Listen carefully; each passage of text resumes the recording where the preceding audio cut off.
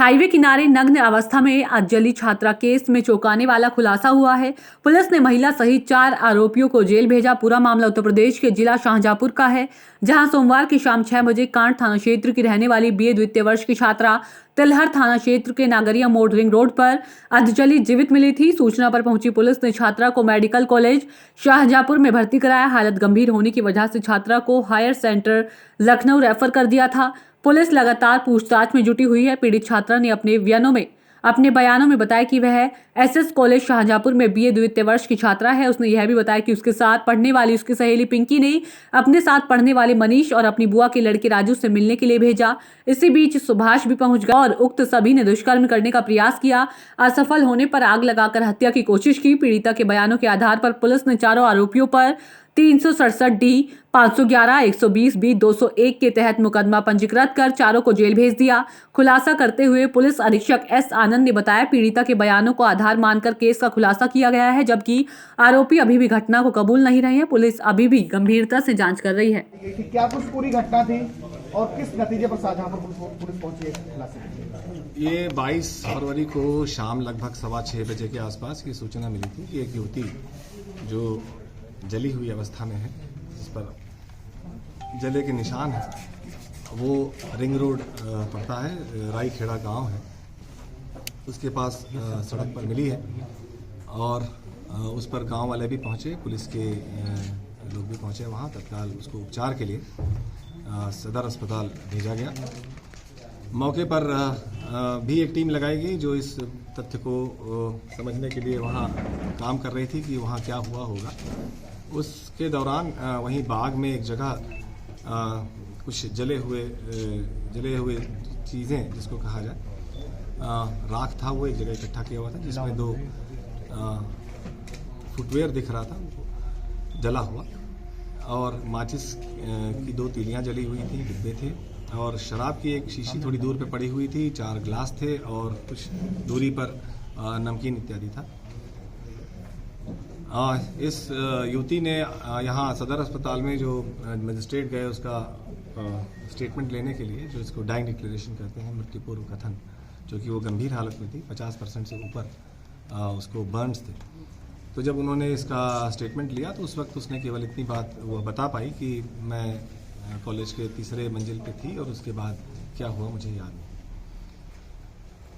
लेकिन उसके बेहतर उपचार के लिए हम लोगों ने ये प्रयास किया कि पहले उसका उपचार बढ़िया हो, उसके बाद बातचीत हो सकती है। बातचीत वो कर रही है लड़की। उसको तत्काल रात में ही श्यामा प्रसाद मुखर्जी चिकित्सालय जो लखनऊ में है वहाँ के लिए रेफ़र किया गया है, और रात में वहाँ उसको वहाँ एडमिट करके और ये सुनिश्चित किया गया कि उसका बेहतर उपचार हो। साथ में एक डिप्टी एसपी यहाँ से गए थे जो लाइजनिंग के लिए थे, वहाँ लोकल ऑफिसर्स के साथ में एक महिला सब इंस्पेक्टर, 2 महिला सिपाही थे, एक थाने के सब इंस्पेक्टर भी गए थे ताकि उपचार में कोई कोताही ना हो। 23 तारीख को as a matter of routine वहाँ भी उसका स्टेटमेंट रिकॉर्ड किया गया वहाँ मजिस्ट्रेट द्वारा। उस पर उसने 2 नाम बताए कि एक उसकी सहपाठी है पिंकी और एक उस पिंकी का ही रिश्तेदार है जो उसकी बहन का देवर है एक्चुअली, मनीष। ये दोनों थे। पिंकी के कहने पर ही वो निकली थी वहाँ से। उसने कहा कि चलो मैं आती हूँ और वहाँ मिलो। इस पर मैं बाहर निकली और उसके बाद फिर मनीष के साथ में 2 नामों के बाद हम लोगों ने ये प्रयास किया कि और भी चीज़ें क्लियर हो जाएं। तो क्योंकि वो लड़की बात करने की स्थिति में थी तो उनके परिवार वालों से अनुमति लेकर और उनके सहयोग और सहमति से उसके और भी धीरे धीरे कुछ चीज़ें पूछी गई। जब भी वो बात करने की स्थिति में रहती थी तो उससे पूछा गया, तो कई उसके वीडियोज़ बनाए गए ताकि चीज़ें क्लियर हों।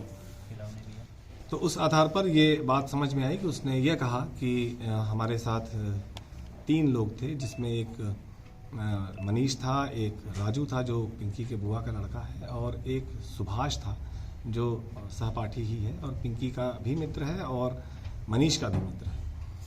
पिंकी ने ही कहा कि तुम चलो मैं आती हूँ, और इसके पहले भी उसने ये बताया कि पिंकी ने अपने इन मित्रों से उसकी दोस्ती कराने की कोशिश की थी और उससे वीडियो कॉल कराने की कोशिश की थी, लेकिन इसके द्वारा मना कर दिया गया था।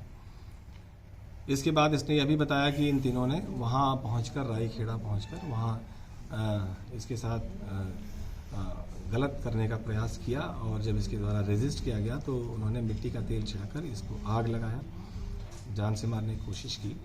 और इस पर वो भागी वहाँ से। उसके बाद किसी तरह से गांव वालों ने मिलकर और पुलिस ने मिलकर उसकी सहायता की और उसका उपचार के लिए उसको अस्पताल लाया गया। ये एक ऐसा बयान है जिसकी सैंक्टिटी बहुत है। ये मृत्यु पूर्व कथन जिसको कहा जाता है, ये एक ऐसा एविडेंस है जिसको ओवररूल करने के लिए उससे बेहतर एविडेंस की आवश्यकता होती है। इसलिए हम लोगों ने हमारे जो इन्वेस्टिगेशन की दिशा है वो इसी तरफ जारी रखी, क्योंकि वो पीड़ित युवती का कथन है और ऐसे गंभीर परिस्थिति में दिया गया कथन है जिसको गैंग डिक्लेरेशन कहा जाता है। इस आधार पर यहाँ उनके द्वारा जो बताया गया है युवती के द्वारा और उनके माता पिता के भी संज्ञान में था, उस पर ये 4 अभियुक्तों को गिरफ्तार किया गया है, जिनके नाम पिंकी है, मनीष है, राजू है और सुभाष है।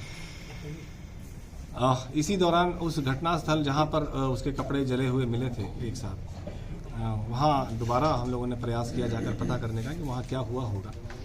तो एक तथ्य ये भी आया संज्ञान में, प्रकाश में आया कि वहाँ जो शराब और ये जो शीशी ये थे ग्लासेस थे, ये एक वहीं का है कि जिसका खेत है, उसमें गन्ना कटवाने के लिए 4 लोग आए थे, तो उनके द्वारा ये शराब इस्तेमाल की गई थी वहाँ पर, और वो नमकीन इत्यादि भी उन्हीं के द्वारा इस्तेमाल की गई थी, जो 16 तारीख की बात थी, मंगलवार की बात थी। उनके भी बयान रिकॉर्ड किए गए हैं। तो अब हमारे विवेचना की दिशा ये है कि वहाँ इन लोगों द्वारा कैसे पहुँचे ये लोग और वहाँ क्या ऐसा